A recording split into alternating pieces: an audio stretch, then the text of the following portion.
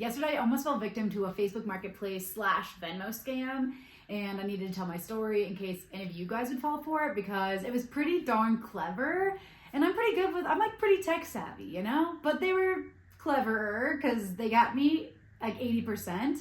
I'll say 80% because I went down their rabbit hole pretty far, but I couldn't be caught. You know what I mean? At least knock on wood. Not yet. All of my accounts are secure and everything's totally fine at this exact moment, but they kind of got me, and I thought I'd share my story so you don't get got. So I'm selling this $600 necklace on the Facebook Marketplace, and I was so pumped. Yesterday I renewed the listing and I got a message that somebody wanted to buy it, and they weren't negotiating with me, and they were like, hey, is it in good shape? And I was like, yes, it's great shape. And then they were like, great, I really want it. I'm out of town, so my brother's gonna pick it up, but I want to pay you to reserve it. And I was like, weird, that's weird. Like, who wants to pay up front? Like, why wouldn't your brother just pay when he picks it up? But again, we weren't thinking that. All I was thinking was $600, make it holla. So I was just like, cool, great, sounds good. So he wanted to buy it. I was like, great, Venmo or Zelle. He asked me Venmo or Zelle. I said Venmo. And then he asked me what my username was. And then I also gave him my phone number because I was like, his brother's going to pick it up. I don't have my eye on my phone all the time. So I don't have my eye on Facebook Messenger is what I'm trying to say. And so I was like, here's my phone number. So he has my phone number and my Venmo username at this point. And then as he was trying to pay me, he sent me a screenshot that was like, basically it was asking for my email, which I thought was really weird. But again, I was actually multitasking. I was like planning a trip with my sister, and so I wasn't like totally focused on either task. And so I gave him my email, not a big deal. So then he was like, okay, I sent the money, and I was like, I haven't received it yet. And then he was like, well, check your email to see if you got an email. And I was like, damn, he was right. I did get an email, and it said it was from Venmo, but I didn't click to see the email address, which again, I do if I think this is a scam, but I didn't, like, it was just so fluid that I didn't think I was being scammed. So I didn't feel like the need to like check the email address. So it came from Venmo, and it said that the funds were on hold because I had like hit my user limit of Venmo funds for the day. In hindsight, I've never hit my limit of Venmo funds, and why would $600 trigger the limit? Like, I've paid for other things that are $600 via Venmo, so that shouldn't have to trigger a business account. But again, we're not that rational when we're being scammed. So I guess, but the lesson learned, like, all these things were wrong along the way, and then finally I caught up to them. But it's like, if something doesn't feel right, it probably isn't right. But it said it was on hold. I'll show you the email right here. And I was like, that's weird. Like, I'm not converting into a business account for this transaction. I don't want to be a business account, whatever. And so I got off the phone with my sister and I called the number in the email. This man answers, and I was like, yo, like, I'm trying to complete this transaction. It says my $600 are on hold. Can you either A, put them in my account, or B, cancel the transaction, because I don't want to upgrade to a business account. That's not what I'm interested in. And he was like, cool, what's your Venmo name? And asked me, I think just what my Venmo name was. And then he asked me, or then I was like, I also have a transaction ID if you want it. So I gave him my transaction ID. And he was like, hey, let me put you on hold.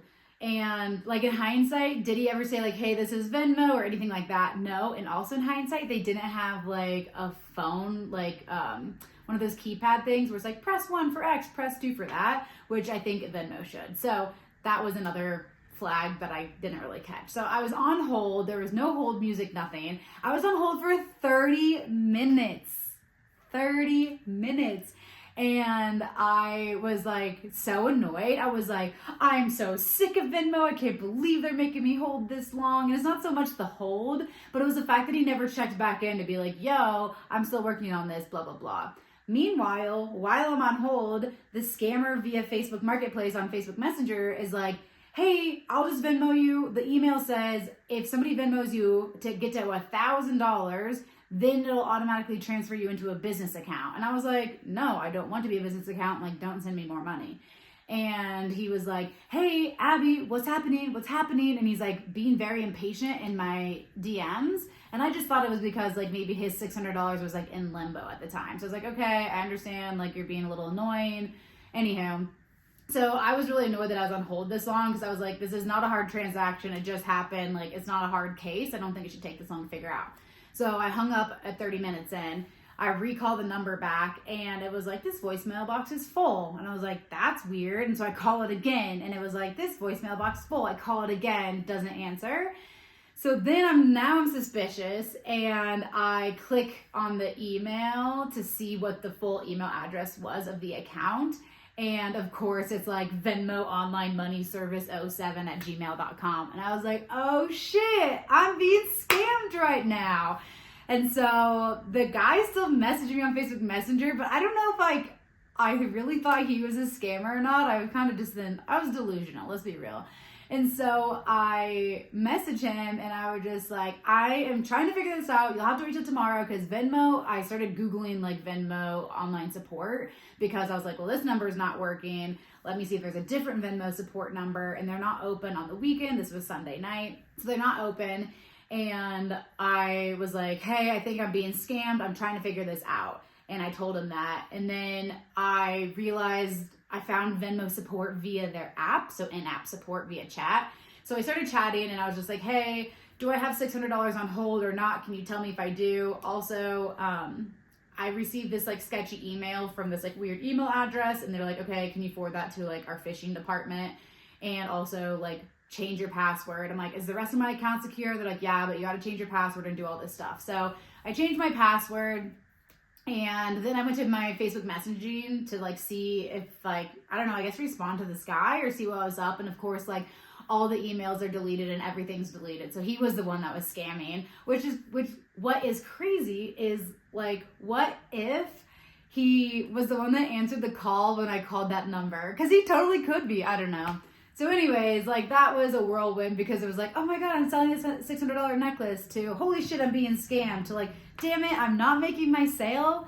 And yeah, whirlwind. So then I called my parents to ask them a question and my dad had good insight. Good job, Dad. And he was like, well, what if they like, I was like, I don't even understand the point of scammers. Like, what were they trying to get from me? Because I would have never sent anybody money like that. Like I would have never sent money. And he was like, well, what if they put like a bug on your phone and then now they're like into your accounts via your phone? Then I started getting a little paranoid and I was like, well, what do I do about this? And then my mom's like, now they're in your head. And I'm like, now I'm scammed in my own brain. But then I called my friend Andrew and I was like, Andrew, I fell victim to a scam. And he was like, what? Haven't I taught you anything? I'm like, you taught me so much, but I did fail because they were a little too smooth. Anyways, he was like, okay, let's change your Venmo password again. So I rechanged it again and then change your Gmail password because they have my Gmail account and they have my phone number. So like that messes with two-factor authentication. So I went back in and I made a really secure Gmail password and changed that. And I like checked my accounts. All my accounts again are safe. But it was just such a whirlwind of an event. I just, you had like these shades on, don't have your blinders on, but I thought it was very clever of them to like go through Facebook Marketplace and do it that way. Then the last thing that happened with this whole thing was the number called me back today and they were like, hey, you called this number yesterday? And I was like, who are you? And they're like, Venmo. And I was just like, I don't know. I was still caught off guard and I didn't really know what to say to them. And I didn't have confrontation jeans on. So I was just like, no, I'm fine. And hung up. So that is the story about how I was scammed 80% of the way. Again, nothing's happened yet. But a good lesson to maybe not give our number or our email out via Facebook Marketplace.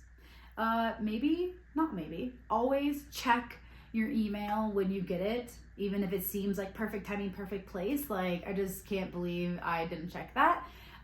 Lastly, I will say on the Venmo email you can see right here, the other thing that was really weird to me is like design should be perfect for organizations, and the fact that red was in hold was a terrible, like I knew that was bad and I was like, this looks dumb, but it didn't like trigger enough of a warning for me. But the fact that like that's designed poorly is another sign. So like bad design is another key, but if you're not in marketing, you might not notice that as well.